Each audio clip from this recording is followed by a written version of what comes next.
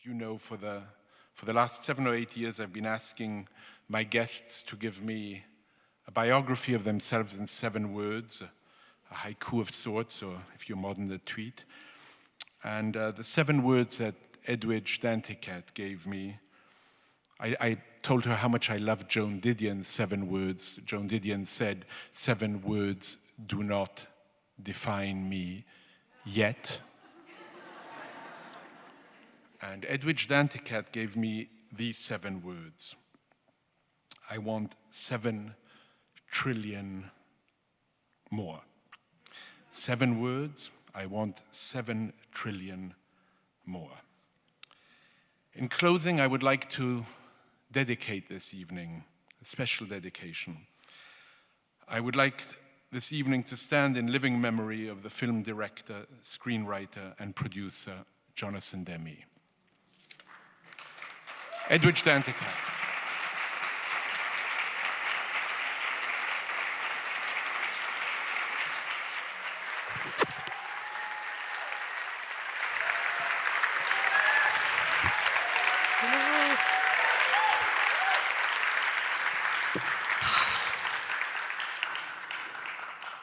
Thank you. Thank you, Paul, and thank you all for coming.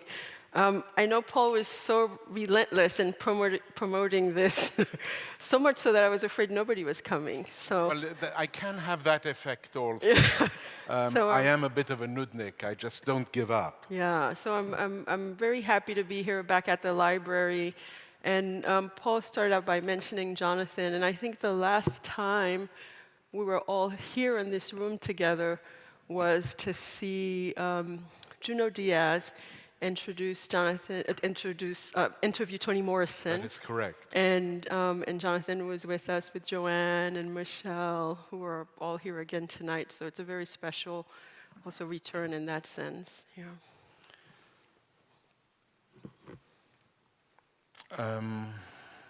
Yeah, it is very special.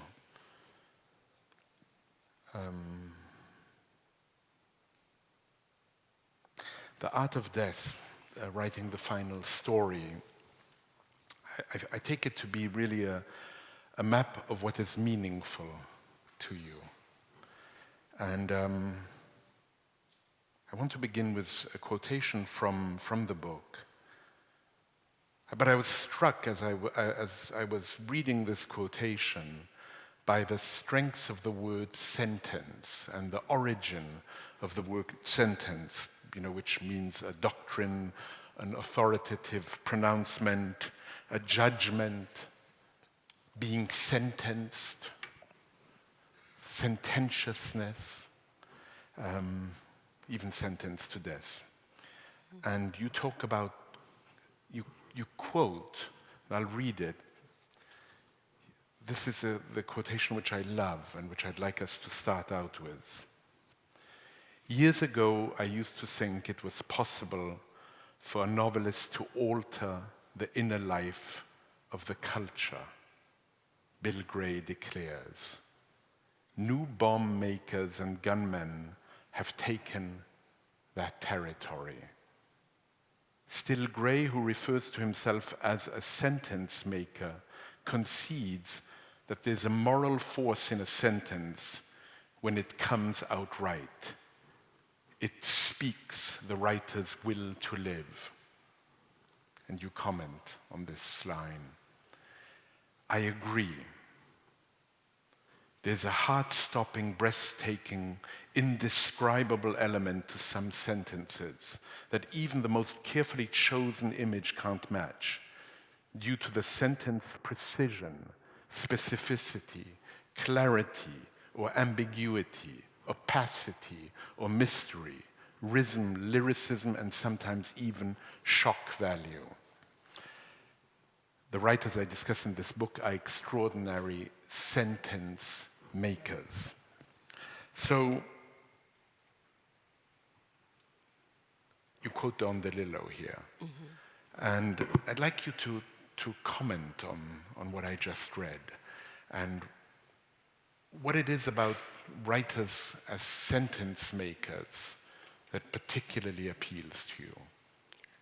Well, they're the writers I love, I end up loving so thoroughly to the last word.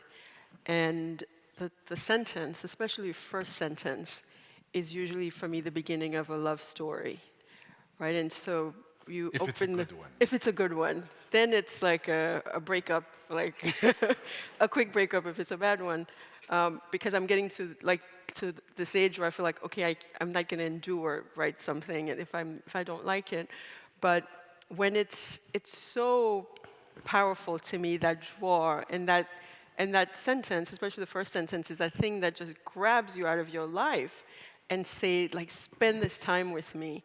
So for me, it's the sort of a kind of seduction, and it's something that I try to match in my own work, like to try to make every single word matter.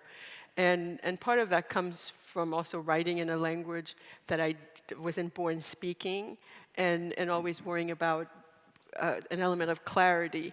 So I'm not looking for clarity necessarily when I read. I'm looking for sort of like the seduction of the sentence. And sometimes you don't know what makes it work, but for me it's very powerful. It's sort of like a necklace, the chain, and the next one, and the next one, and the next one, until you're floating on the story. So I love things on a sentence. I love plot and other things also, but I also love this work on a sentence level, because I feel like it's a kind of relationship that deepens as you go, word by word, sentence by sentence. And you give some examples of first sentences. And you say there's a moral quality to great sentences. And the one example you give, you give a few, but there's one example you give in particular that deeply moves me. Many of them move me, but one sentence in particular moves me, which is the first sentence of Christopher Hitchens' Mortality, which is, I have more than once in my time woken up feeling like death, but nothing prepared me for the early morning in June when I came to consciousness feeling as if I were actually shackled to my own corpse. Mm-hmm. Yeah. And for me, the power of that is the shackled to my own corpse, because I had grown up in a house where my mother was always saying, like we're all carrying our coffins in our arms. So it's kind of, it's a thing that reminds you to live in a way with your mortality in mind. And it's because also it's something that it's not fiction, it's something that is happening. And then you still get a twinkle of that humor, that's at the beginning of the sentence. And so for me, that's, you definitely want to know what comes next there.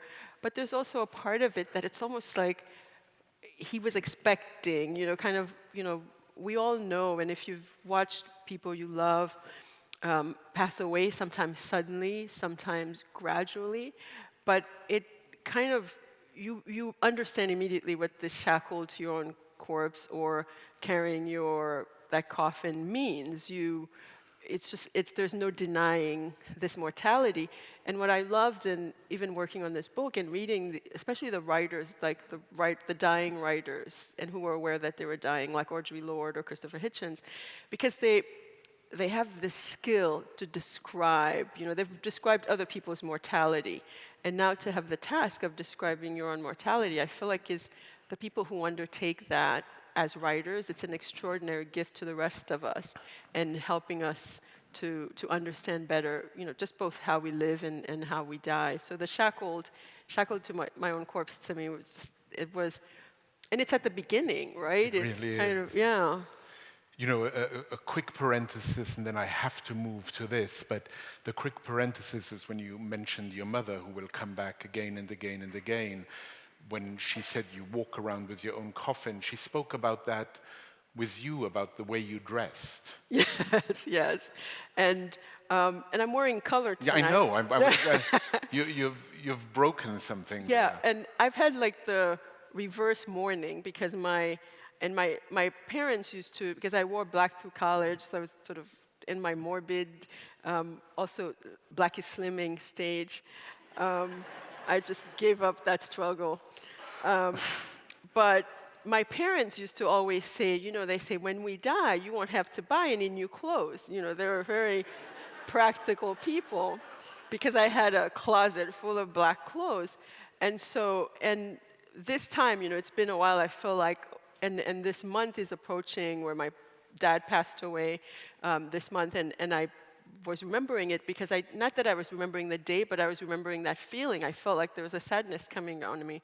So I feel like for my parents, for like my reverse mourning garb has to be bright because I was wearing black my whole life.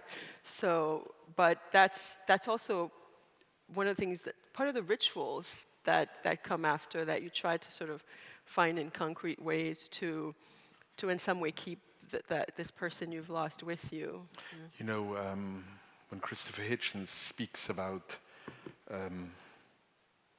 that early morning in June, I have to tell you, just because it so happens, that the last time, or just about the last time he spoke in public was on this stage. I spoke with him, and I asked him, why write Hitch 22 now? Was 61, or maybe 60, turning 61. And he said, Paul, you've got to do it in time. Wow. Let's watch video number 3, if we could. One thing that strikes me is a real fear of death. And in some way, I think that the memoir is written to hold it at bay. Of course, and I've always known that I'm born into a losing struggle. One has taken a glimpse down the road, and I don't know anyone who's come out of this a winner. One should try to write as if posthumously, because then you're free of all the inhibitions that can cluster around even the most independent-minded writer. You're not going to care about public opinion now. You don't mind about sales. You don't care what the critics say. You don't even care what your friends, your peers, your beloved think. You're free. Death is a very liberating thought. Wow. I love that write as if posthumously part. That's amazing. Why? And it's so liberating. It's like you won't be around to read the Goodreads reviews, right? You won't, even the Times review, right? That's an extraordinary amount of freedom. You know, Annie Dillard in The Writing Life says the same thing. Like, write. She says, write. You know the line? Right. I was going to paraphrase, but I can probably find it, but paraphrase it. Paraphrase. Right, but she says, write as though you were writing for a group of terminal patients, because after all, that is the case. And whether we know it or not. My mother used to say, living is dangerous and the outcome is always fatal. Yeah. Right? Our mothers are very much alike. There's something there. Maybe it's the Haiti thing. Well, right? the Haiti thing, and also, you know, when I was a teenager, I wore black and dark black. And my mother was, my mother was very worried. I mean, she had suffered greatly in her childhood, and what problem did I have? I mean, was Kierkegaard darker than Schopenhauer? I mean, was that my main difficulty? And I remember her saying, I was about 15 or 16 years old, and she said, seeing me dressed in black, she said, Paul, do you have any friends who play tennis? I mean, she was, really, really worried. Yeah. Wow. Did you have any friends who played tennis? Not then. But me neither. No, not then. Not then. Still few. Yeah. But it is incredible, no? That is incredible. I had not seen that before, but I liked that. I was worried to show it just because it might seem like une mise en valeur of what I did, a way of promoting what I did in the past, but really not. It was that line of Hitchens speaking, and also the speaking about writing as if for the future, pre-posthumously, one might say, but also just he knew. He knew, and if you look, when I mentioned that fear, he looks away, of course. Yeah. And I think and I saw that in both my parents got terminal diagnosis and then became very ill and had a lot of time. And I feel like I was lucky because they got to communicate things with me. I feel like by the time I said goodbye to both of them, there was nothing left unsaid. But there's a distilling, there's like a gradual shedding of things that's incredible, I think. And it seems, he seemed unwell physically there, but was also I think there's this desire that you see in both private spaces, because my mother kept the cassette, for example. I love where, that story. Yes, You might tell it. Right, and Yeah. where she said things like, "Don't wear open-toed shoes to my funeral." Like, that was like, she was, and other things like that. But also, told me how to things with my girls, but there was, and you see that in what he's saying, and in what my mother was saying in her cassette. It was that this desire to communicate these very distilled and clear things that were important to you. Like, I was shocked that my mother was worried about my shoes on her deathbed, but that's how she functioned. She was very much about, the proper thing to do. So I think it's, this, both in this public instance and in the most private moments when people are still able to do it, they still want to pass something on, something that's very important to them. And that things become almost so crystallized and so important if you have that opportunity. Not everybody does, to, that desire, and also something that, the communication of. I wasn't going to mention this to you, but I feel it's so important that when your mother was ill and you spent time with her, you would spend time observing her feet. Yes. I took cell phone pictures of her feet, yeah. Because my mother also had this expression, she always said that we were pieds poudrés, pieds poudrés, it's like powdered feet, like with travel dust on your feet.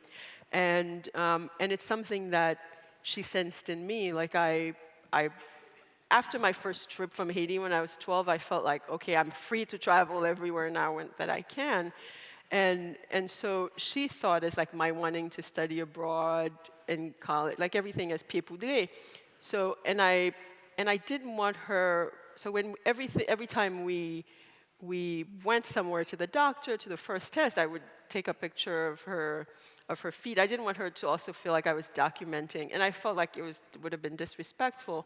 But I realized, so the night before she passed away, her feet were turning blue. And so the last picture was of her, and I didn't even understand what I was doing, and I thought, this feet, we've traveled so far, and she always talked about this pieds poudrés thing, and that was the beginning of the goodbye, where the feet were blue. And I have a sort of a gradual picture of like someone who goes to the doctor, has no idea she's sick, to these blue feet. So the whole journey through her feet, yeah.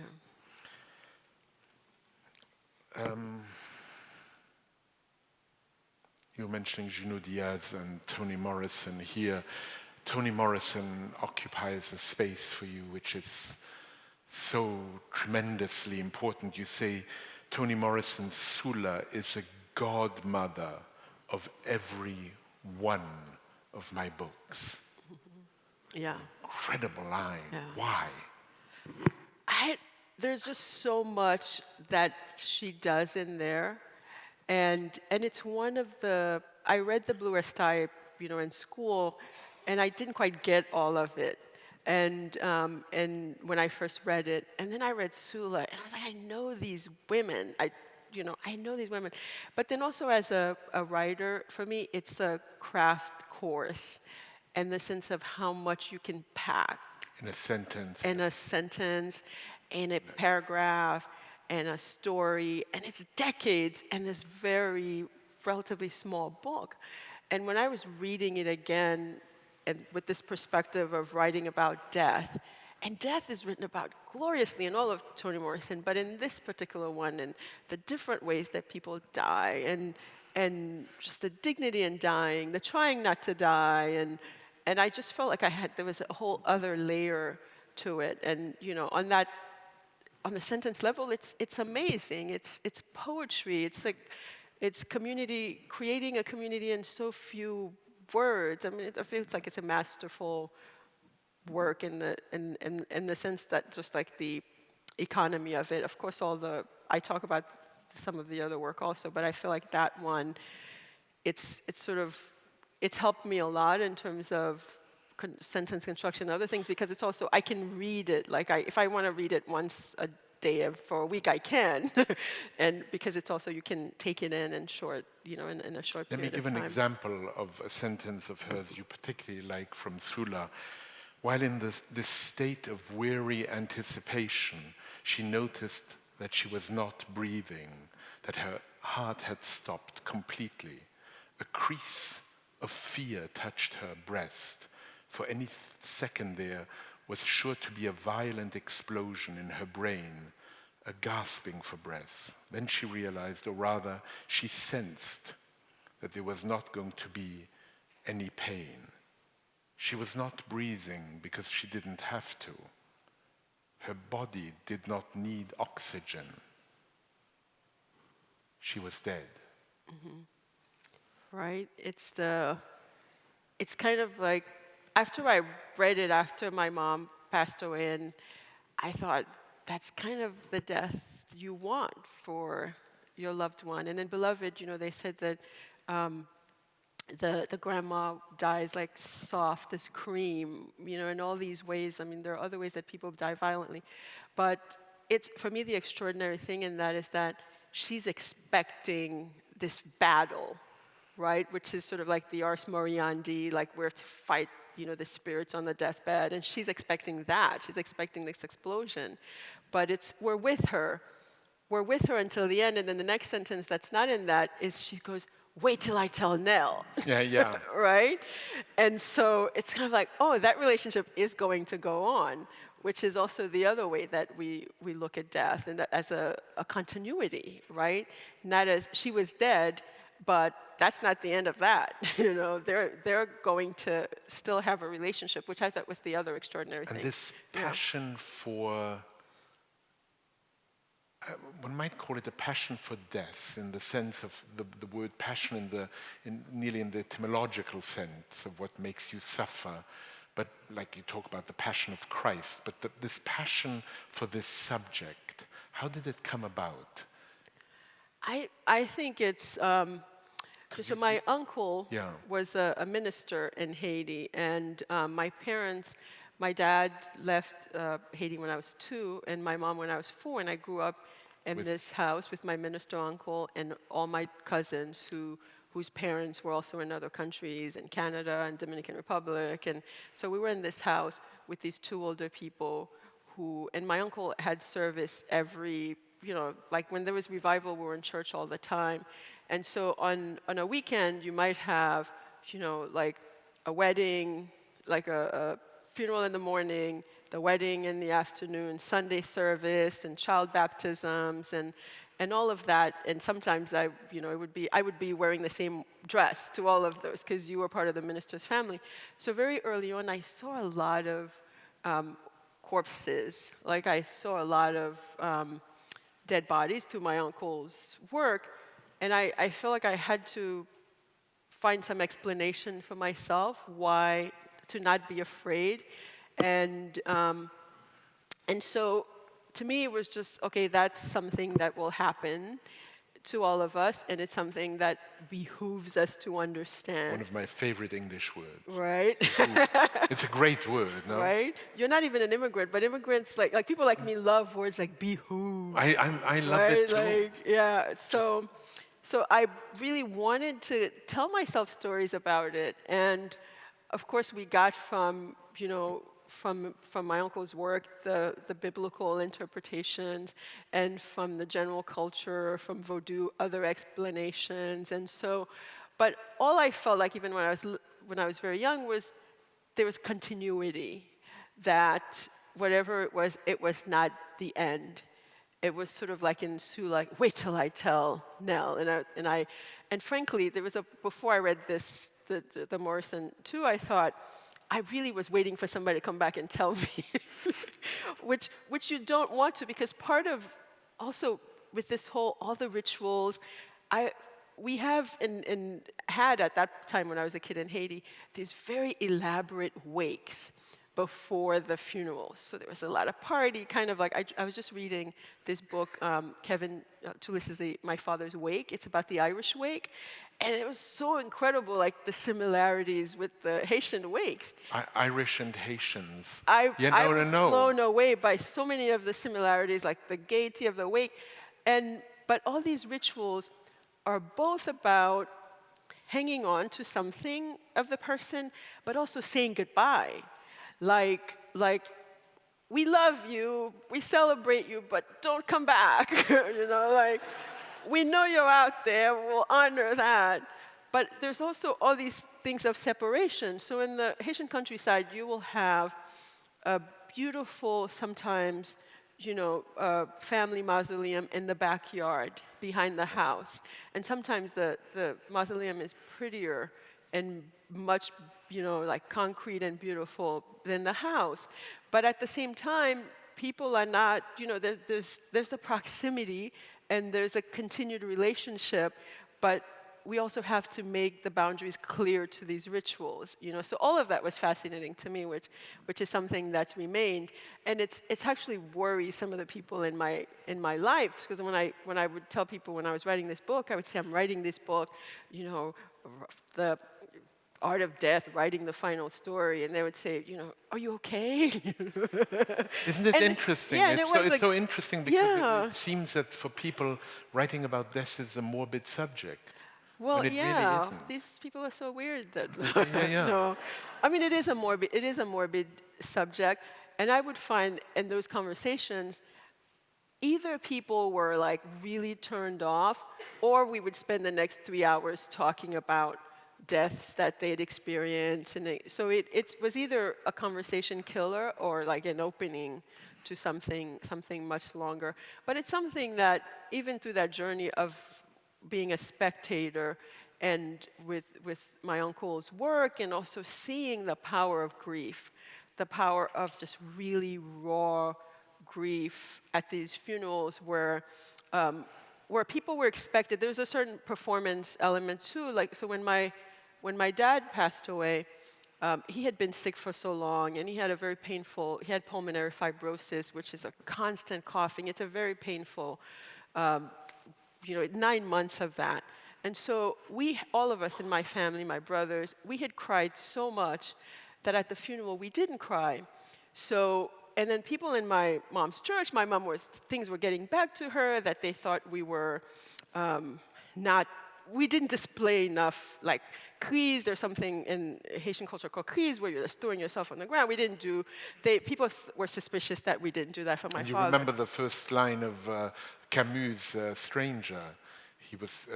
exactly, maman est morte. J'ai pas pleuré à l'enterrement. I didn't cry at my mother's funeral, and then he's condemned. Exactly. So anyway. we were Marceau in that scenario. And then so the next time my uncle Justin died, and at the gravesite, my mother just let out like this huge scream. And she had been okay before. She said, just so I won't be hearing from them after.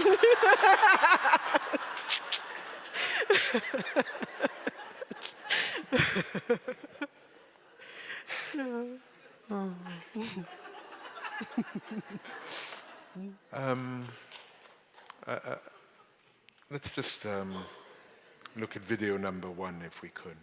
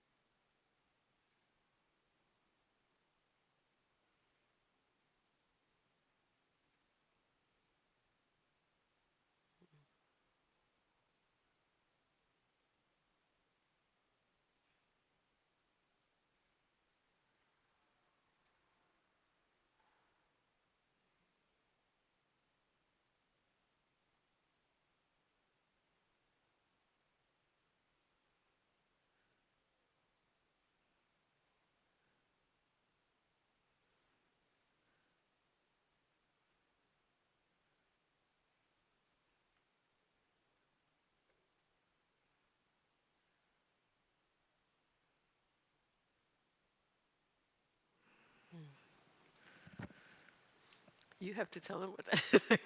But I just know that this moment speaks to you. It's Tolstoy. Yeah. I just think it's so powerful to see it in this raw footage. Right? And how amazing to have this footage, right? And I feel like he would have loved that because there was, from some reports that he was so fascinated by death. Then when I read about his obsession with death, I feel less like a freak in my obsession with the subject. He so wanted to communicate what dying was like that he had come up with these codes, right? To see if he could communicate to people what it was like, and got a public death. And apparently his last reported words apparently were, "How do peasants die?" It's incredible. Right? And I remember reading that and thinking, it's just like the specificity, right? Because it shows what we're obsessed with even at the end. And I remember, thinking, like when I was writing the book especially, and thinking about this moment and other moments like that where you think like, what would I be thinking? I would not be riding a horse in my last days for sure. But like, what would you be doing, and what would you want to be saying, and would you want to be around, and that's the thing too, in the statement, and like, this is the ultimate mystery. It's like a door we all like. If you grow up in places where people were preaching all the time, my uncle, the minister, used to say we should cry at births just as we do at deaths, because it's kind of like the same feeling. And so it's a door that we're supposed to all go through, but it's still this great mystery, right? And it feels nearly like magic. Yeah. A sleight of hand. Mm-hmm. And it's something, I think, so it's like, it's a mystery that a lot of writers want to solve, right? Like, you want to be the one Resolve. to do it. Yes. Yeah. And the way we and I speak for some limited collective that have written about death, including the scene in Sula, is by stepping in some other body. And, right? and that scene in Sula goes beyond anything that I've ever read. Famously, for me, when I was growing up, there was a book that mattered greatly to me by Victor Hugo called The Last Day of a Condemned Man. Mm-hmm. Hugo was obsessed with the guillotine, and he was obsessed with the chopping off of the head. And he wanted to put himself in the head of a man who was condemned to death. Mm-hmm. And so he writes up to the moment of the head being chopped off. Yeah. And Dostoevsky was obsessed with Hugo's book On the Last Day of a Condemned Man, which Hugo wrote when he was 28 or 29 years old. And what Dostoevsky says, which is so interesting, he says, it is as if Hugo was a stenographer of the human mind. Mm-hmm. He was writing in shorthand, trying to catch up to that moment. Yeah, and that's the thing too. I think we all, like, especially as writers, like, you want someone else to take you like to the door, right? He's like, take me as close as you can get me, and I'll try to do the rest. And then the thing is, there is always then you hit a wall. But I think it's so fertile ground also for imagination, right? We can create so many, we can expand it, we can shrink it, we can, but I'm very fascinated too, as with the clip of seeing people for whom this has been a passion all their lives, or a quest to understand, and to see how they face it, right? To see how they come to it. In The Art of Death, you say the following. You say, literature thrives on suffering. We also write of our most painful experience, hoping that bringing these horrors to light might serve some greater purpose. Mm-hmm. For me, the word might here is tremendously important. Yeah. Well, you know what? One doesn't want to presume, right? And I think, we're all as we're writing, are in conversation with whether some version of ourselves, or there is a kind of dialogue that you're hoping is happening. And so, just as we were saying, when you read this writer who seems to have crossed the threshold, who brings you into this other place. If you know Dante, right? You go on that journey, and I mean, there's something about you that's not the same, and what's not the same about you is not that you have suffered, or that you can presume to have suffered, but hopefully that there's a veil there's something that's opened, and whether and so it's literature is that yeah, possibility of a veil being lifted and for I a think, moment. and it doesn't always have to be over pain. I think it can No. also be over joy. But that's the thing that I've always, even when I was listening to stories in Haiti as a girl that people like in my family were telling me, or when I started reading books, I just felt like you had this opportunity to just like step into another mind or another body. That always felt to me like an extraordinary privilege. It's so abundant here, but I started out, at least in the family that I come from, with sort of a very limited number of books. And so every book that I was able to hold or enter into, every story that I was given access to, felt to me like a great privilege, right? And so I think that's the thing where literature is incredible, that we sometimes know people in the books that we read better than we know people in our lives. Much. Yeah. But writing joy is difficult. Yeah, I've never tried it. Maybe there's a hint here. No. I think I write some joy. No, of Yeah. course. Yeah. But writing joy is difficult. I mean, Yeah, Camus it is. managed it quite well in some early stories, Summer.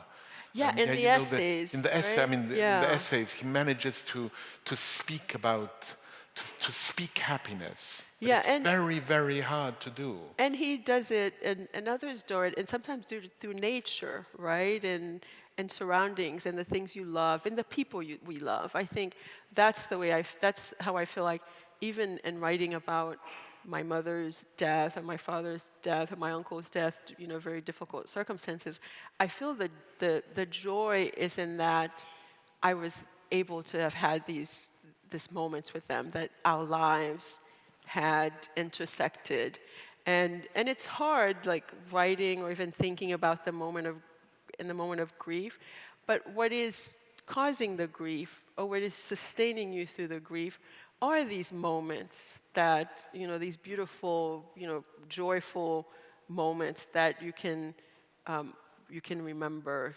also, and that, I mean, I try to balance that in the work. People always say, you write such sad things, but I don't know why. Do they say this to you? Oh, constantly. Constantly. Constantly, yeah. Yeah. The question is if the writing of sad things makes one sad. Well, yeah, that's a good question. Sometimes it makes one sad, and I don't think that I'm always aiming to make people sad. No, but you see, because I think it's if you're sick and you go and see a doctor and the doctor tells you you're fine, there's truly no hope. Right? Explain, elaborate. Well, no, I'll just leave it there. Okay. Just leave it there. Think about it. No, I mean... But having been to doctors with people where they get the opposite, I'll take the fine. Okay. I'll take that one. Yeah.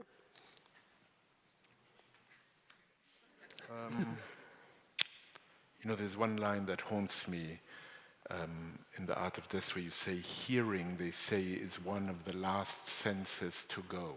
Mm-hmm. I remember when my father was, last moments, really, the last few months, he kept hearing music. Wow. Did he tell you what he heard? Were there specific and pieces? he was quite upset that I didn't. Oh.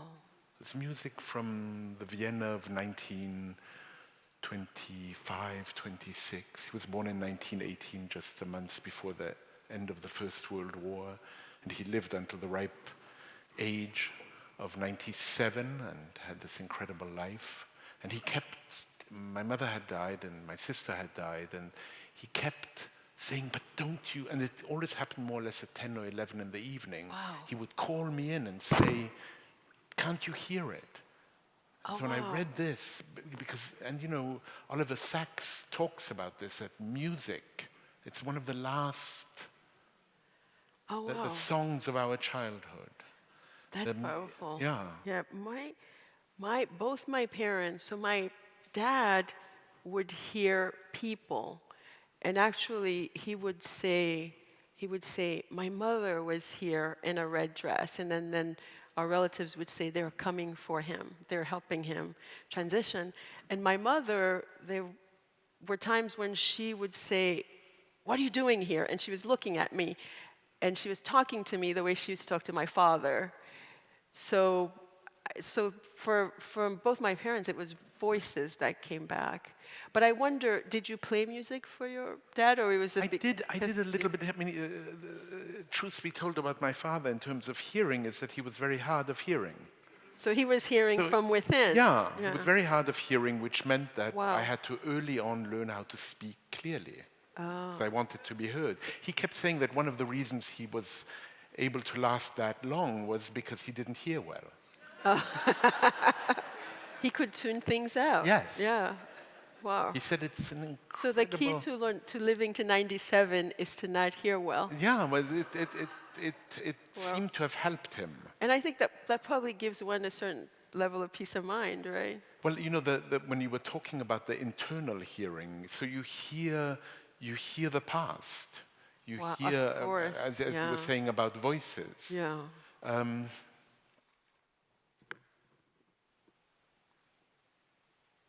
Oh God, there's so much. So many things I'd like to, but I know that people will have to at some point leave, alas. They might need to get home. We'll do a very quick shift to Jean-Dominique, and I'd love you to tell people who he was, Well, just simply. It feels strange to say it because Michel Montas, Jean's wife, is here, but he was. That's why I'm asking it like simply. And so this week is a really painful week for friends of Jean, and certainly for Michel, because he was assassinated in April 3rd, 2000. So it's a very painful anniversary week, and so I met Jean-Dominique through Jonathan Demme. My first job out of graduate school was working for Jonathan Demme, and we went to Haiti so many times together. It's funny, I went with him to Haiti more than I went with my parents, and we worked on documentaries. So I met Jean and Michel through him, and we were filming. So when Jean and Michel were in exile here after a coup in Haiti in the 90s, so Jonathan, we did some really, Jonathan's wife is it, we did some hokey things like in this job. So Jonathan decides they're gonna do a project on the history of Haitian cinema. Edwidge, you find the films, which don't really exist. And you, Jonathan and Jean, are going to go to Ramapo College, and they're going to talk Haitian cinema. So we found a couple of films, and then they would sit there, and I have pictures of me. So they were both very, and I'm sitting there like, I'm on screen, I'm like, and while they're talking about the history of Haitian cinema, so so Jonathan filmed Jean and Michel a lot, and the idea was then to go back with them and film their return after, to Haiti when they reopened the radio station. And sadly, Jean was assassinated, this week in 2000, and then we went back, and I think we should also end this on this powerful note. So a month later, after John's assassination, we went back, Jonathan, and to film Michelle reopening the radio station, Radio Haitian, which was powerful. And I remember her monologue that day where she said, Jean-Dominique is not dead. And this week, another journalist in Haiti, Vladimir Lugagnon, is missing, and that has reoccurred. And again, and so I often think of Michelle as like Jean-Dominique is not dead. Jean-Dominique vivant. People had buttons. I feel like we should see him if we could show video 4. Yeah.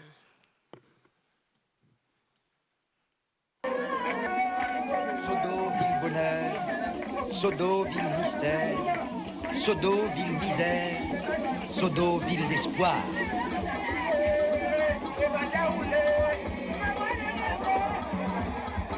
It was a shock.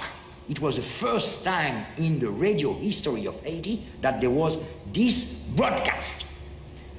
But it was something fantastic because during this 1973 season of Sodo, a vaudou feast, a vaudou fiesta, I listened to and I recorded the expression of hunger, of resistance against them, against the diable. And if you listen carefully, who is the diable? Who is them? It was the Macoute. The elite was very hypocrite.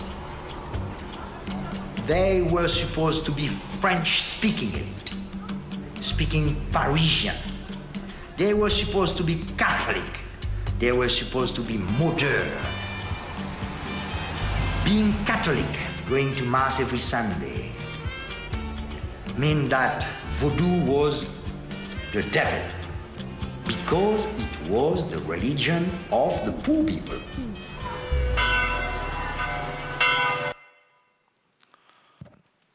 Yeah, so that's from the agronomist, and and so we ended up calling the film ended up being called The Agronomist because Jean, who was one of Haiti's most famous journalists, and he worked, at the radio station with Michelle. They had a very popular show, and so he would say, Jonathan, I am an agronomist, because that was his original training. Yeah. It's very powerful to see that movie. Yeah, I really recommend everybody see it. It's very, it speaks also to what continues to happen with journalists and around the world, and there was never any justice. There was nobody paid for that death either. You talk about your own novels as emotionally autobiographical. I find that those two words very powerful when put together. I wonder what you mean by that. Well, people assume that all of the things I write are autobiographical, and I can't live that many lives, even with past lives. So, but I can't also deny that there are things that I borrow, that there are things that are very emotionally true to me. So, for example, the experience of working on The Agronomist and with Jonathan and meeting Jean and Michelle and spending a lot of time, sometimes in their home here, sometimes in their home in Haiti, and sometimes at the radio station where they worked even after Jean passed away, made me fascinated with the radio too. What I didn't mention is that even before I met Jean, I listened to him on the radio when I was a kid. So it was just that, and then so that made me want to write about the radio and Claire of the Sea Light. And so in Claire of the Sea Light, there's this woman who has a radio show that she uses as a tool of justice. So when people don't get justice, she kind of has a trial by radio. And radio is very big. It still is in Haiti. And so things, it's not autobiography. I'm not writing necessarily about my life, but I am using sort of the emotional weight of the encounters that I've been blessed enough to have, and the things that I've been able to witness, sad things, happy things, up close in Haitian life, and so that the emotional autobiography part is like it's obviously not things that I have lived through, but things that I have emotionally lived through, if you will.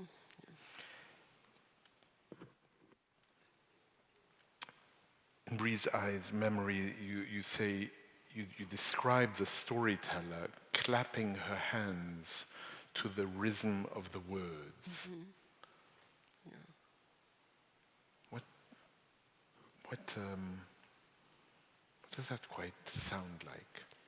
Well, it's the way the sort of the story inhabits the body, because for me, when I was a kid, that's where I saw women, and most of the storytellers in my family were women, and there were women who, in their daily lives, were not, they were poor, they were struggling, but then in this moment, they were glorious.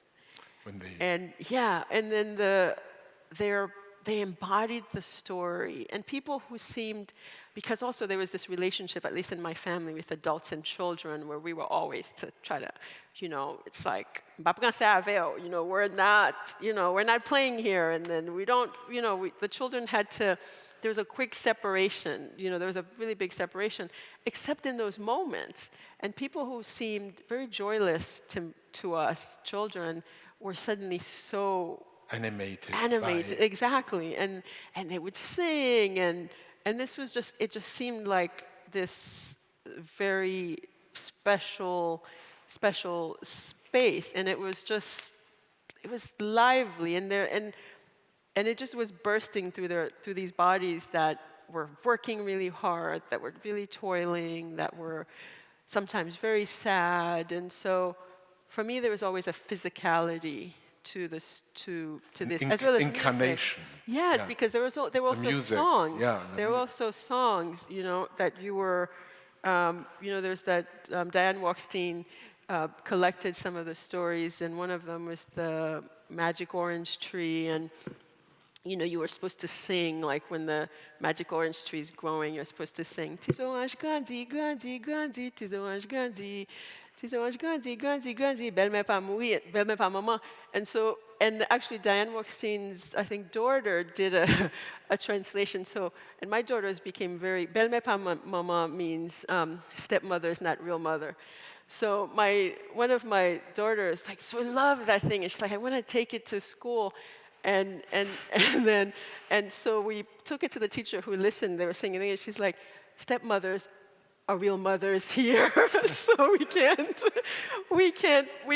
play that at school. It didn't fly. It did not fly. But there were things also like, si ou pas dodo, crabe la va manger. It's like, if you don't sleep, the crab will eat you. So that also didn't fly at the preschool. Yeah.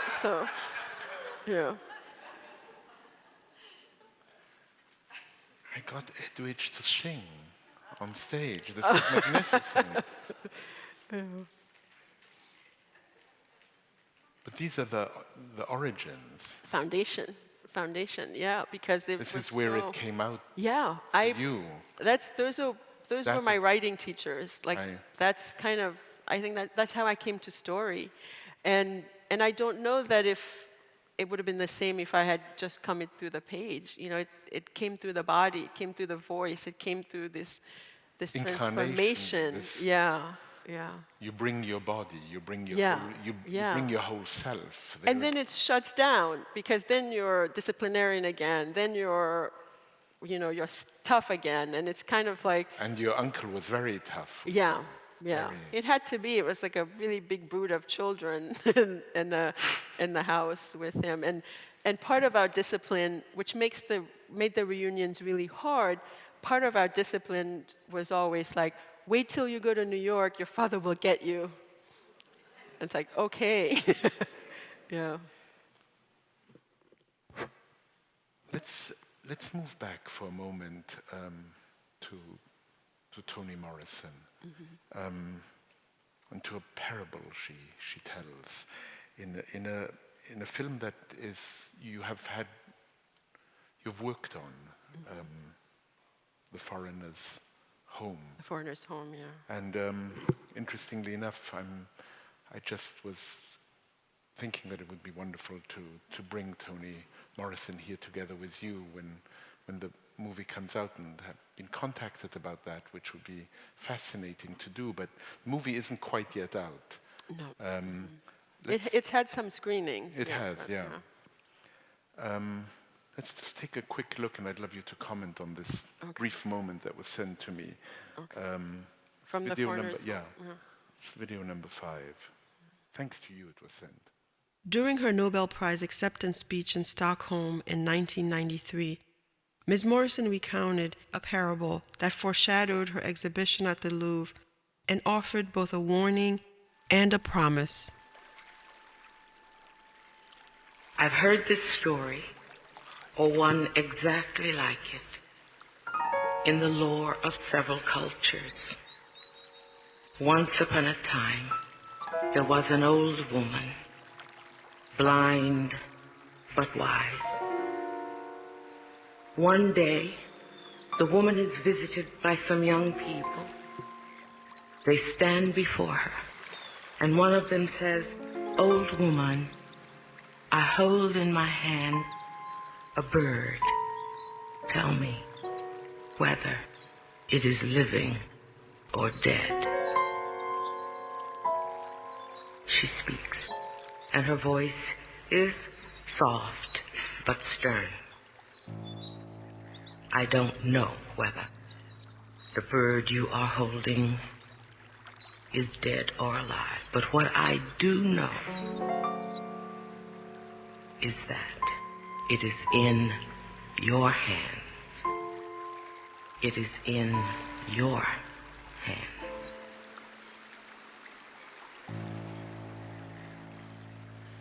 Incredible, no? Wow. Well, I hope you'll have a screening here because I can't wait for everybody to see the whole thing.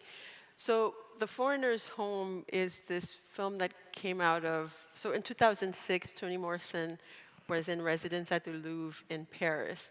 And I remember, so she was to be there a whole month, and so she invited a couple of people to be there as guests. And so she called me, and my little girl was just born, and I think when she called me, I had pneumonia, and I also wasn't feeling worthy. I was like, "Are you me?" I was like, maybe she's calling Zadie. Like she thinks. So I'm like, is she really calling me? Or like, so and I said, "Ms. Morrison, I can't go. I have this baby. I have pneumonia." And she says, "What do you need?" And I said, "Well, I need my husband. I need my mother-in-law. I need my mother." And she's like, "Fine." So I went, and actually when my mother-in-law and mother got there, she said to them, "Don't let them keep you in childcare. Go out and enjoy Paris." But this was like this glory, like this wonderful residence she did at the Louvre, and her son, Ford, filmed a lot of it, and it was like hours and hours of footage, and again, that fell into the hands and the lap somehow of Jonathan Demme, and then and these filmmakers Ryan and Jeff, and so the film is about her residence at the Louvre, and then I had the honor of revisiting the conversations that we had at the Louvre at her house, and so We talk about everything that the foreigner's home was the topic at the Louvre, but it was based on, so she, in French, l'étranger chez soi can mean both, like the stranger at home or the stranger is home, and so she really wanted to play with that. And so looking back at the film now, it was all these many years later, it's so timely. Why? Everything she says about foreignness and how, this moment we're living in now where we need to make people foreigners, like we need, and so she talks about Katrina, she talks about, she gave this lecture that you can now, it's as if she gave it yesterday, about what's happening in Europe with all the refugees, the situation here that we're living, and with immigration. It's really amazing, and it's a lot of her, and And this incredible footage at the Louvre in front of Yeah, paintings. yeah. Just I mean, the filmmaker sent me some small moments from the Yeah. film just today or yesterday. Yeah, I think. And just seeing those little moments is extraordinary, truly. What was extraordinary too is that she brought people into the Louvre who were not, she brought people from the banlieue, les banlieusards, who came to read their slam poets to the Louvre, and then we went to the banlieue, the neighborhoods where people read their poetry to her, and it just was an incredible time with her, and like every moment, like I've been blessed enough to spend in her company. We have a picture of when she was here, and I look at the picture now, I'm embarrassed because I'm like holding her so tight. I feel like I'm choking her. But yeah. So I said jamais 203. That will be Well, the trois. that would be the trois. That would be a glorious trois. Let us, si Dieu veut, God willing, inshallah. Timely, you said it's timely. So la matrice of the storytelling that came in your childhood, so important. But somebody else who has accompanied you throughout and who you write about, in my view, totally gloriously, about James Baldwin, just so powerfully. There's one line of his which I just want you to comment on. In the discovery of what it means to be an American, he says, once I was able to accept my role as distinguished, I must say, from my place in the extraordinary drama which is America, I was released from the illusion that I hated America.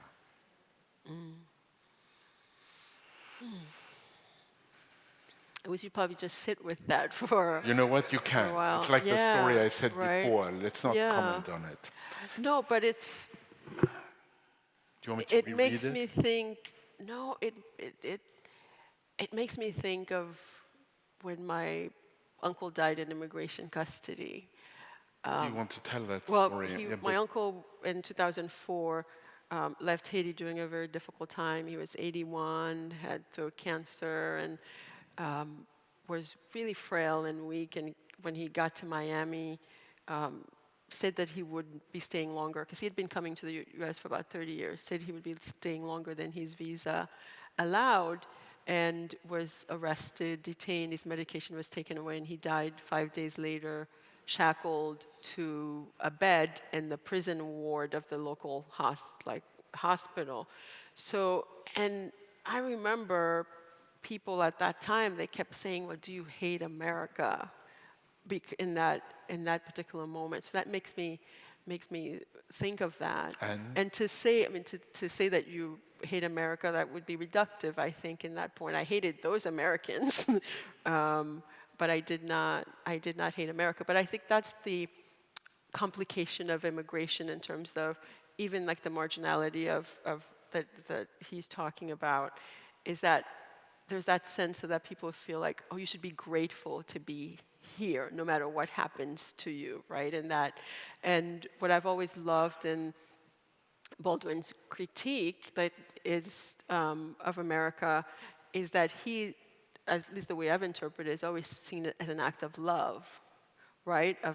Of wanting a better America, not just for the oppressed, but also because he felt like the oppressors were also affected by their hatred. So I had to, in that moment, in terms of loving, hating America, it was, for me, when my uncle died, I had to also think forward of what America would mean to my children, who had now inherited that story, who were born in America, unlike me. So that's what that brings to mind for me. 2 days ago, we remembered the assassination of Martin Luther King, was assassinated 50 years ago.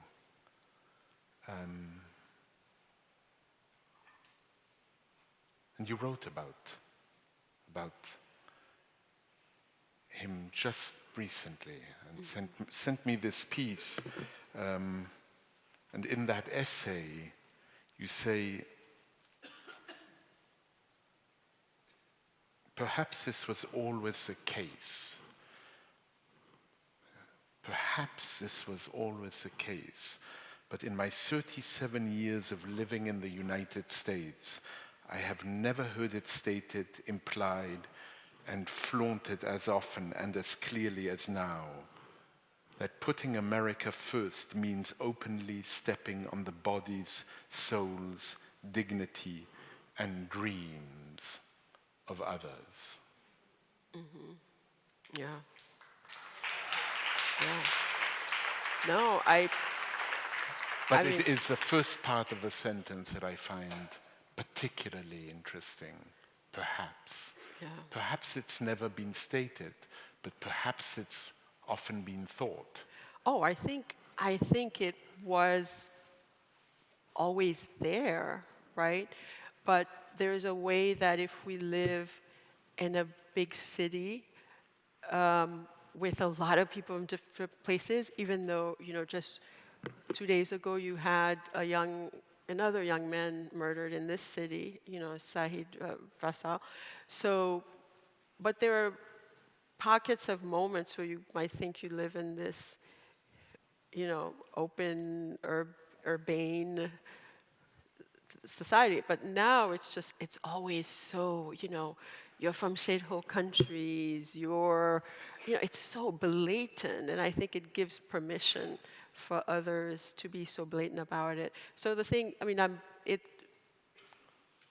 I know it was always there, of course, but it's just that now more people have permission to be, to say, to be, to act. And even, in the case of Haitians, for example, we are used to a certain, to insults but you see real consequences. You see the President of the United States say something like, okay, Haiti's a shithole country. And then soon after that, TPS is canceled. Soon after that, 8B1, 8B visas. So you see also the real consequences of that. And that's always been part of... I'm glad you say he says shithole country and not, as is so often said, allegedly he said. Oh. Well, I'm not a journalist. So... what would make us think he would not say that? Like all the other beautiful things he's said about other marginalized people? Hello? Yeah. And this doesn't bring out a level of hatred? At him, yes. But not, he doesn't deserve my hatred at the world. He doesn't, because that's also a defeat. I'm allowed to hate him, but I'm not allowed to let that silence me. I'm not allowed to let that diminish me. there's a lot to do, you know. I love do you hear the audience? I do. It reminds me a little bit of the audience in Calabash. Oh, yes. You know, we've yes. spent time together in Jamaica at this wonderful literary festival. I'll never forget speaking with Pico Ayer there about the philosophy of travel. And every 10 seconds, people would say, "Yeah, man. Yeah, man." Yeah. Call and response. That fantastic. And that goes back to what we're talking about, the original stories. That it's like a thread. You're not telling these stories alone. Right. And I think even in this political framework, it's important to remember that we're not doing this alone. And the world has been doing it for a lot of years, you know, and also we're just joining the chorus. You know. I want to show an image that inhabits you. If we could look at image number 1, and then maybe you can walk us through this painting. Oh, okay. Yeah. This is my teenage college obsession. It's a Basquiat, and like a lot of, you know, strange young women, I guess, not so strange, I was obsessed with Basquiat, but I was obsessed with like the Haitian part of Basquiat. I wanted Basquiat to be mine. And so when I came across this painting, he became mine. You know, I was like, oh my God, he knows. He became Haitian. He became, I mean, he's allowed to be whoever he wanted to be. But at that moment, I was like, we're forever tied, man. We are just together forever.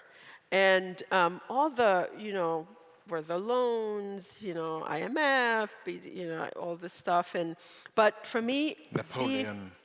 Napoleon Costa. and Louverture but the biggest thing for me is the salt. I know. Say what? Right? And the salt is like, when I saw that, I was like, how did he know? But of course he knew, and he might have, and he said that because people have like he had this interview with Mark Miller where people were like pressing him on his Haitian heritage, but the salt,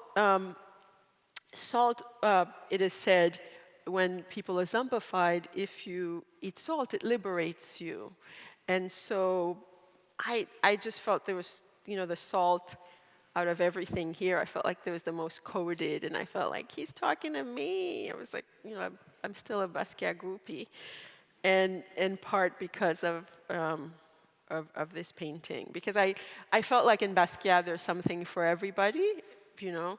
And there I felt like, okay, this was for us. This was for like these persecuted. At that time, like if you were Haitian in the 80s, and this is at the height of the AIDS era, where Haitians were the only people identified by nationality, and that meant you couldn't give blood, but it also meant in the buildings where we lived, you know, where people who worked in cafeterias, who worked in kitchens, who were caring for people lost their jobs, and you know, you were beat up in school if you were Haitian.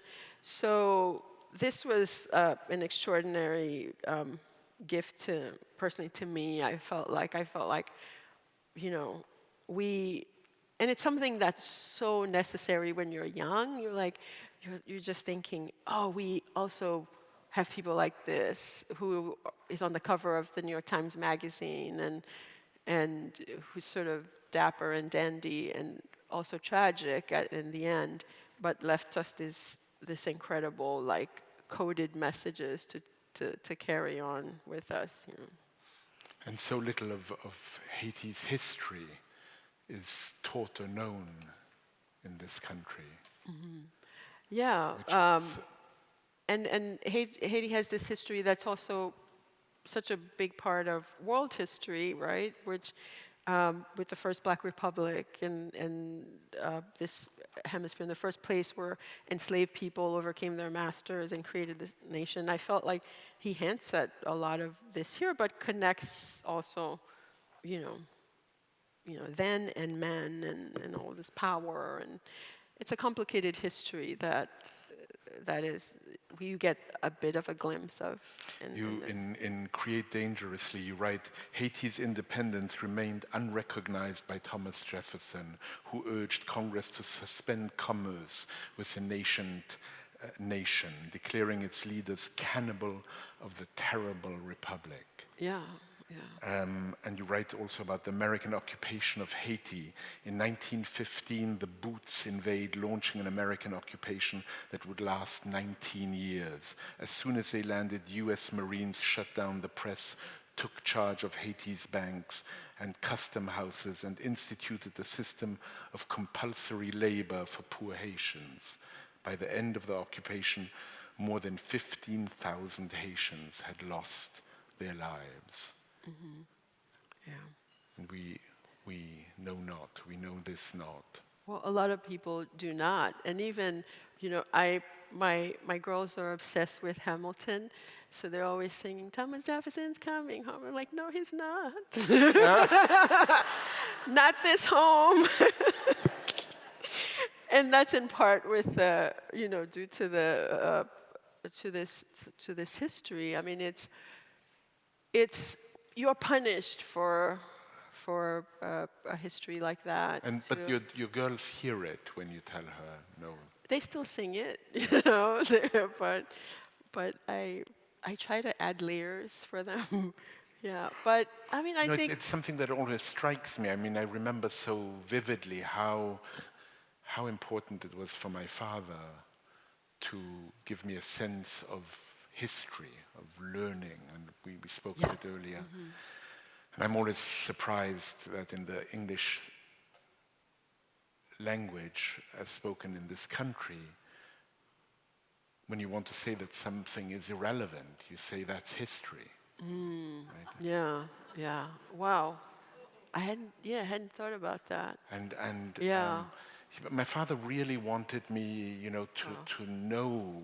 It was so important. This, not his story has become so important to me, as you know. We spoke about it last time, but just him leaving Vienna, going to Haiti, becoming a farmer in Haiti, growing vegetables in Haiti, and someday I will try, as you asked me to. Yeah, to write that story. To write about, because I think probably in the case of your father and my father and my mother, I had a sense that they were always living in the history, So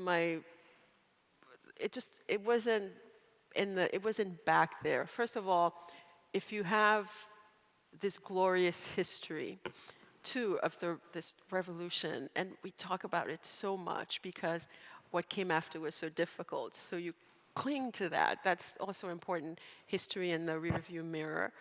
But also, what happened, sometimes we're moving from like big things to, to the next big thing, the 30 years of the dictatorship, the thing.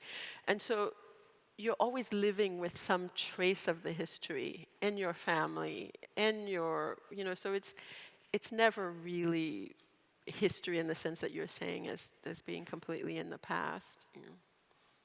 There's a kind of circularity to it because we're always seeing the repercussions of it, like we're living with it, I suppose. And you don't necessarily want to transmit the burden. Oh no, yes, it will be transmitted. I think it has to be. Because, I mean, that's part of who we are. That's part of who, and it for me and my family, it just seemed like you got that with a meal. You got that, so we were always told, like my grandfather was a kako, someone who resisted the occupation, and so you got the stories of the occupation from that. Or I don't think it's a burden at all. It's real, and with another generation, like my children will have, they will have. It's not so much a burden, but they will have our history, and then they'll have their own history as people who were born here and came of And age make in their this own. country. Yes, and I feel like I've become my parents in that sense. That I feel like, yes, those have to walk side by side. You have to know Thomas Jefferson the way you're taught about him in school, and you have to taught about him calling us cannibals from the Black Republic also. You know, that those things have to go together. Edwidge, as we slowly wind down, I still want to stay one moment on Haiti in this particular way. I want us to watch a very short clip of a documentary that I discovered when I prepared to interview Raoul Peck for his extraordinary film, I thought, I'm Not Your Negro. On James Baldwin? Yeah. But this is called Fatal Assistance. Oh, yes, yeah. You know it. I know it, yeah. But I don't think people know it. Well, And they'll they better know it. Those who are here will know it tonight. And this is what you're going to see now is a meeting of the Interim Haiti Recovery Commission, IHRC, a 23-member body that was tasked with coordinating and paying out aid money to Haiti after the earthquake. Bill Clinton was co-chair of the commission, and here he's being confronted by its Haitian members. And so that's video number 6.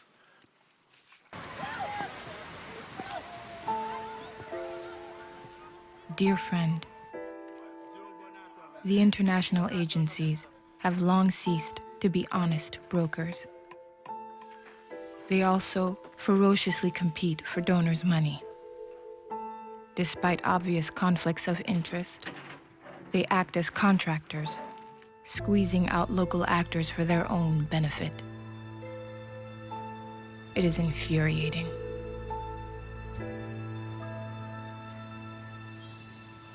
Nous, les 12 membres haïtiens de la CIRH, ici présents à cette réunion, nous nous sentons dans l'obligation d'exprimer ce qui suit dans le cadre de l'analyse du plan stratégique inscrit à notre ordre du jour. Les 12 membres de la partie haïtienne ici présents se sentent complètement débranchés de la vie de la CIRH. En dépit de notre fonction, nous n'avons à ce jour reçu aucun rapport de suivi des activités de la CIRH. Le contact s'établit seulement à la veille des réunions du conseil d'administration. Le conseiller n'a le temps ni de lire, ni d'analyser, ni de comprendre, et encore moins de réagir intelligemment aux projets qui lui sont soumis à la dernière minute, malgré toutes les doléances formulées et toutes les promesses faites à ce sujet. Le recrutement du personnel et le choix des firmes conseils se sont réalisés à l'insu de la partie haïtienne du conseil d'administration. Aucun document n'est venu informer le conseil sur les critères d'embauche et sur le profil des candidats. En réalité, les membres haïtiens du conseil ne remplissent qu'un rôle de figurant qui consiste à entériner les décisions arrêtées par le directeur et les comités exécutifs. Wow, right? I mean, that's so powerful, and that she was expressing something that's at the core of the situation of aid, and whether, you know, it was this commission or other NGOs, or recently we had the scandal with Oxfam, or the stay there of the United Nations forces. I mean, that's really powerful, because what she was saying in that moment is what a lot of people have said, you know, about these organizations, you know, that you come, you want to decide for us, we don't get a say, like so they were, you know, being figureheads, and I think it's a powerful testimony to the whole world of, it's a powerful response to that whole, what Raoul Peck in this film calls this fatal assistance, because people don't get a say, you know, and Haiti has been referred to sort of as a republic of NGOs. I think it has more NGOs per capita than there was one, than most. I mean, there are very few countries that have that, the level of NGOs that they have.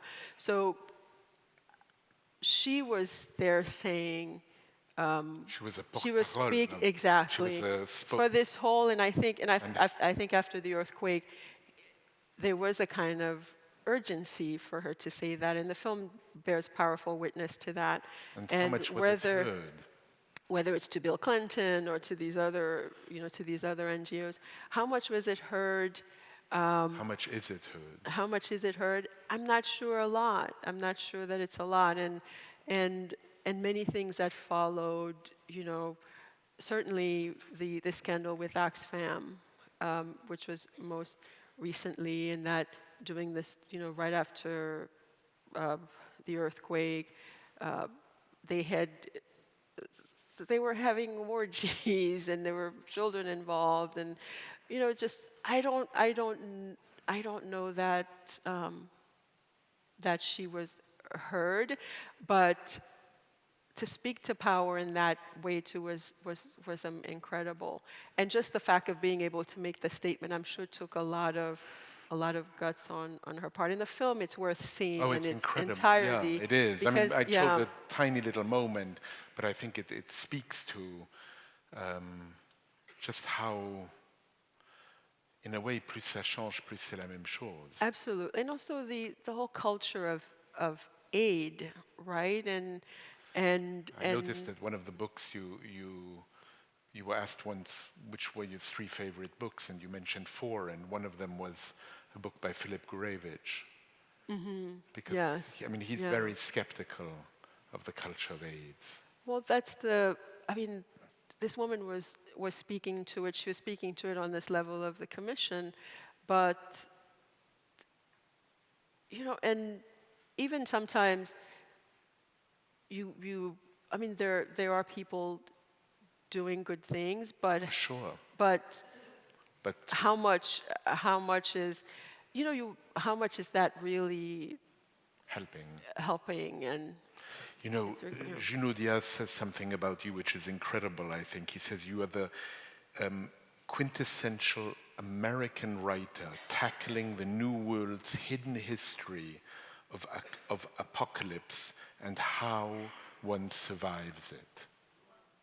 Wow, that was very kind of him. But then, even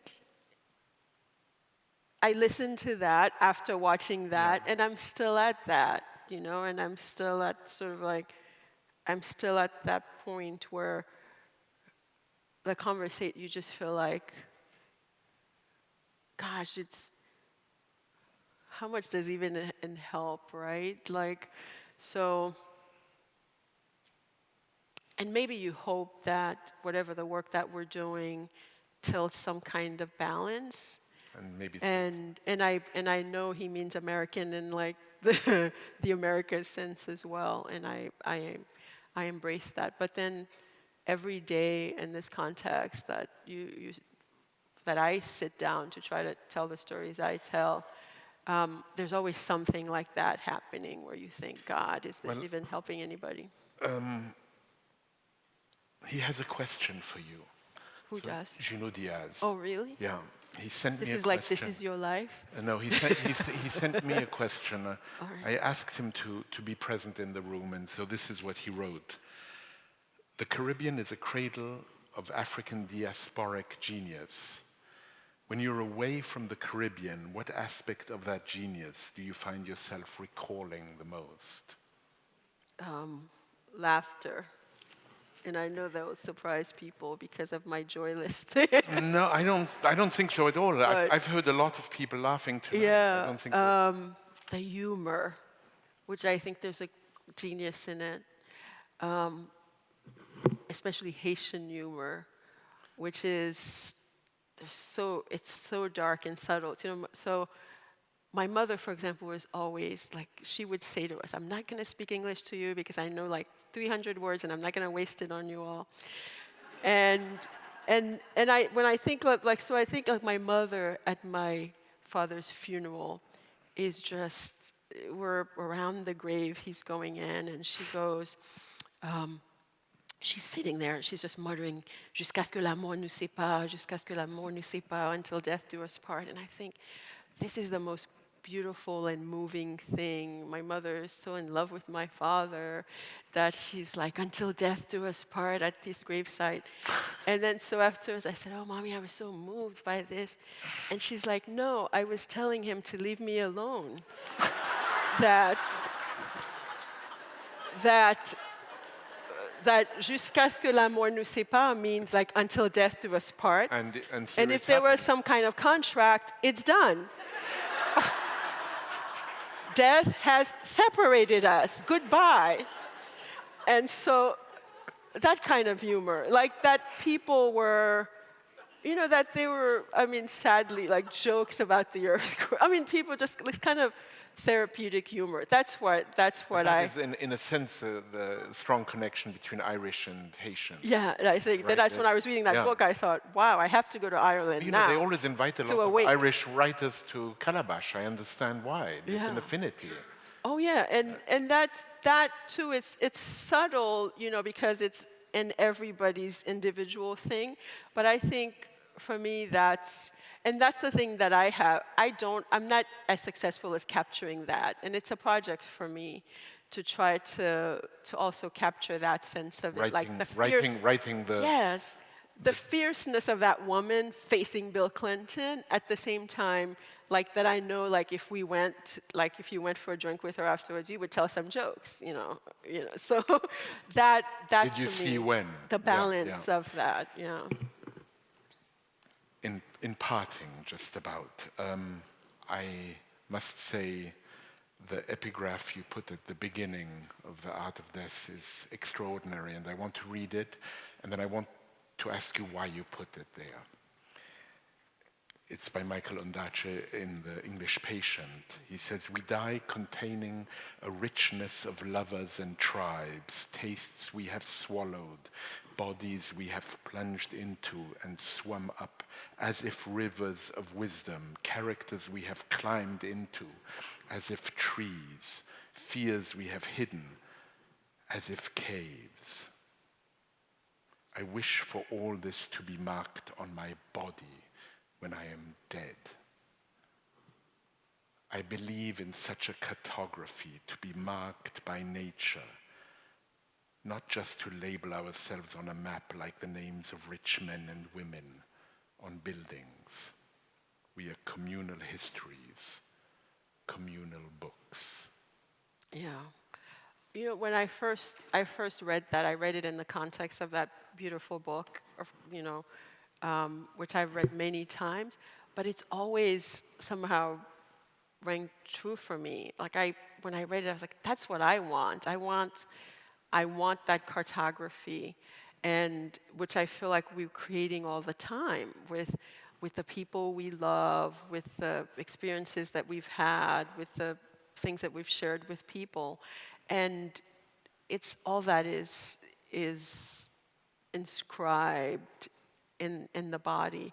And what you get watching, and with both my parents now, I've watched like a body wasting away, and then you kind of see the physicality of like a human being shrink, right? And you have to look at other places for that memorialization of them, right? Because you can't hold on to the physical, you can't hug them, and so I was always drawn to that because I always wondered what that cartography would look like. And sometimes I see it in the faces of my children, and sometimes I see it in things that pop up in the stories that I'm trying to write and random things that people might say. But it's the creation of that, and as you get older, and the creation of that for yourself, and it brings back also the idea of those stories that were told by the women you were talking about, bringing the whole self. Exactly. Right. And what does that look like when our bodies are no longer here?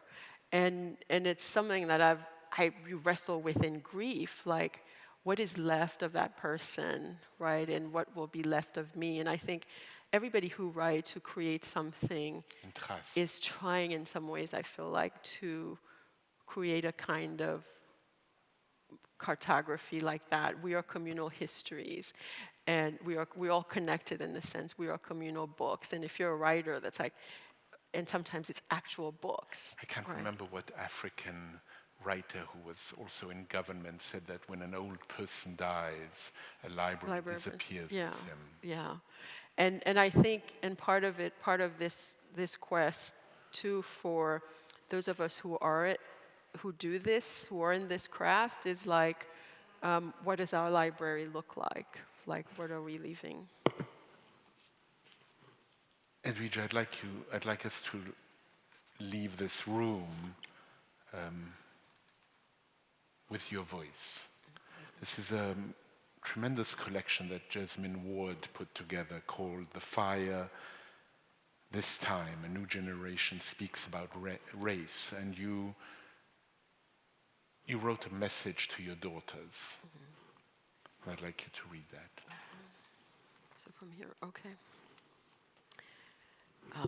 I want to look happily forward. I want to be optimistic. I want to have a dream. I want to live in jubilee. I want my daughters to feel that they have the power to at least try to change things, even in a world that resists change with more strength than they have. I want to tell them that they can overcome everything if they are courageous, resilient, and brave. Paradoxically, I also want to tell them their crowns have already been bought and paid for, and all they have to do is put them on their heads. But the world keeps tripping me up. My certainty keeps failing. So I took them to the border, the one between Haiti and the Dominican Republic, where hundreds of refugees were living, or rather existing. There they saw and helped comfort men, women, and children who look like them, but are stateless, babies with not even a bed sheet between them and a dirt floor, young people who may not be killed by bullets, but by the much slower assault of disease. These are all our causes I tried to both tell and show them, brown and black bodies living with certain uncertainty, to use Frantz Fanon's words, black bodies fleeing oppression, persecution, and poverty wherever they are. You think your pain and your heartbreak are unprecedented in the history of the world, but then you read, James Baldwin wrote, or you see, or you weep, or you pray, or you speak, or you write, or you fight, so that one day everyone will be able to walk the earth as though they, to use Baldwin words, have a right to be here. May that day come, Mira and Layla, when you can finally claim those crowns of yours and put them on your heads. When that day of Jubilee finally arrives, all of us will be there with you, walking, heads held high, crowns a-glitter, because we do have a right to be here. Edwidge Danticat.